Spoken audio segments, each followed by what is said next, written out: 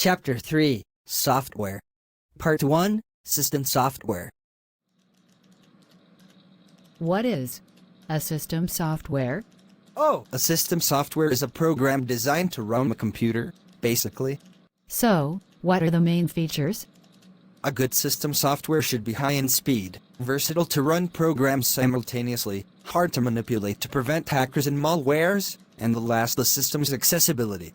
I see that operating systems is under system software. What are they? Operating systems is a collection of programs under system software that handle technical tasks by giving multiple functions, provides user interface, and run the applications. There are a lot of features from an OS, including booting up the computer, common features and files. Oh, so Windows, iOS, Android and Mac OS are a part of them? Yes! You are correct. Windows and Mac OS are standalone operating systems, while iOS and Android are from embedded operating systems. There is also another category called Network Operating System. One of the OS under it is called Unix. Am I able to run two OS on my computer? There is also a function called virtualization. It enables us to support multiple systems on a single machine. Okay, last question. Are there any essential utilities for the operating system? Yep. The troubleshooting or diagnostic, antivirus, backup and file compression programs are the must for your system. Oh, I see. Thank you very much, Mr. Wayne. You are welcome. Part 2, Application Software. Hey Paul, do you know about application software? Yeah, I do know about application software. Application software is a software that performs specific functions for the end user by interacting directly with it. The purpose of it is to aid the user in doing specified tasks. Wow. But can you tell me what are the example of it? There are plenty of examples depend on the need, since it helps the user in completing specific tasks. For example, you can use WebEx for emails, text messaging, audio and video conferencing involved in presentation, or use PowerPoint for development of visual and video for presentation purposes. Wow. Paul, you really know a lot. Not only that, there are many different types of application software that serve different purpose. For example, PowerPoint is a presentation software that used to construct sequences of words and a series of pictures that tell a story or help support a speech or public presentation of any information or launch of new products or services. But what are the advantages of using application software? It meets every client's particular requirements and needs. Businesses that are related to specific applications can restrict access and think about strategies to monitor their activities. How about the disadvantage? Creating software to achieve specific goals can be expensive for developers and affect their income, especially if too much time is spent on a less valuable product. And also it is also vulnerable to infection by a bug or other malicious initiatives. It sounds like application software is similar to system software. Actually, not really.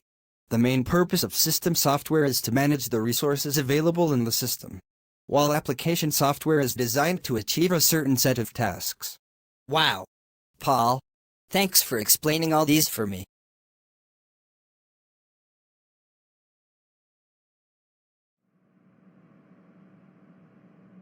Hi Scott, do you know about the programming software? Hi Steve. Sure, the programming software has divided into two types, which is high-level and low-level programming software.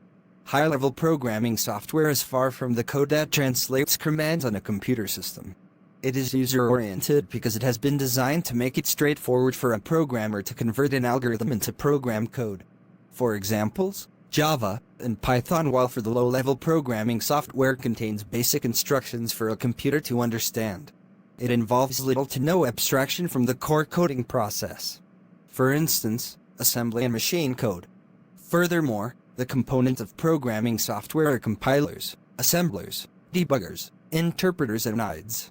First, a compiler quickly reads the entire source program in the high-level language and translates it into an equivalent program in machine language, while for the assemblers, the assembler converts an assembly language program into machine code.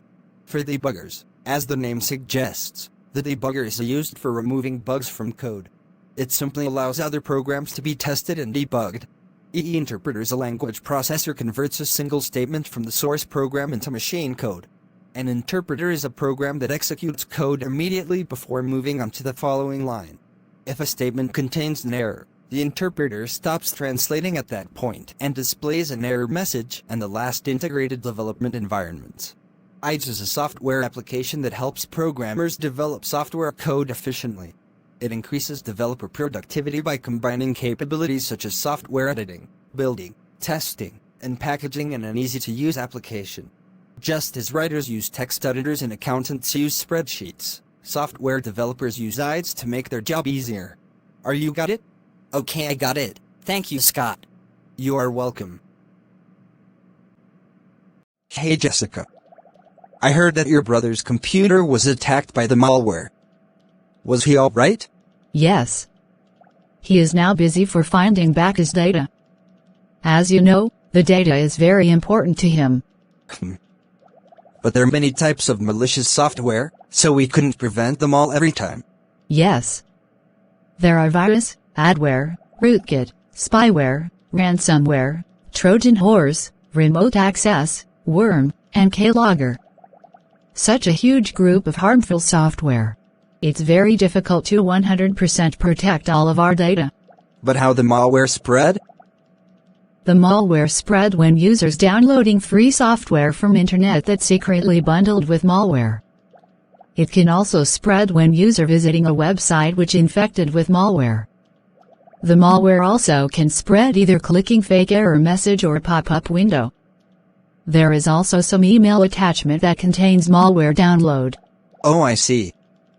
Do you know how to prevent it? Sure. I have been get the method after my brother got attacked by the malware. First, you can keep your computer and software updated. You can also use a non-administrator account whenever possible. Next, be careful about clicking links, downloading anything, or opening email attachments or images. Besides that, don't trust pop-up windows that ask you to download software. You can limit your file sharing and use antivirus software too. Alright, I got it. Thank you, Jessica. You're welcome. It's me from the past. It's me from the future? Anyway, tell me what you've learned so far as IT specialist. Oh, well, allow me to refresh back my rusty lil mind. Work done for today. Colin, your job's done? That's right, payday is near too.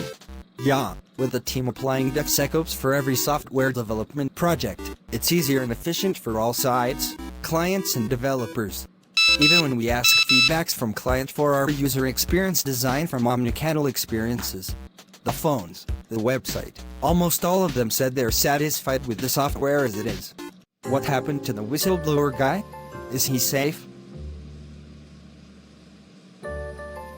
Shh. He's safe. We got Vulnerability Disclosure Program, VDP, that creates a secure channel for security issues and vulnerabilities to be reported following ISO standards around disclosure and handling and best practices around protecting whistleblowers. Thank goodness, I don't want to be next one getting DOXXUD. So nowadays, it's all about phone first, huh? Indeed. You see, Google browser on mobile and laptop has different interfaces. They don't show a whole website on phone, but instead allow us to scroll and have bigger fonts in most cases. So, I think our DevSecOps should also add Agile and DevOps development process, a loop that implies constant updates to software to help improve quality and efficiency in the development process. Are you in the CS industry?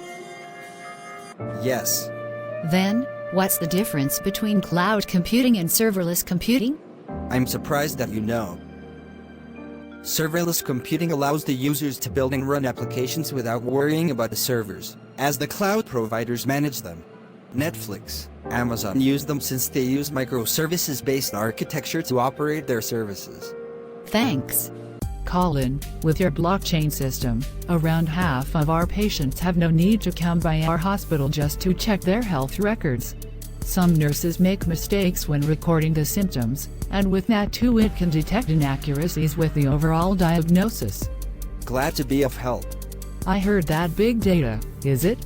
It helps in the university research to sample from mass populations' health to understand better of common diseases and its risks and the cure of it. Right on the money. With our gadgets connected to it, I can now just relax and focus on other non-menial tasks, like cooking and watching television. Google really is dominating the market. That being said, don't farm more fats in your belly. Hey, Quantum computing leverages quantum mechanics to perform calculations comparatively better than classic computing.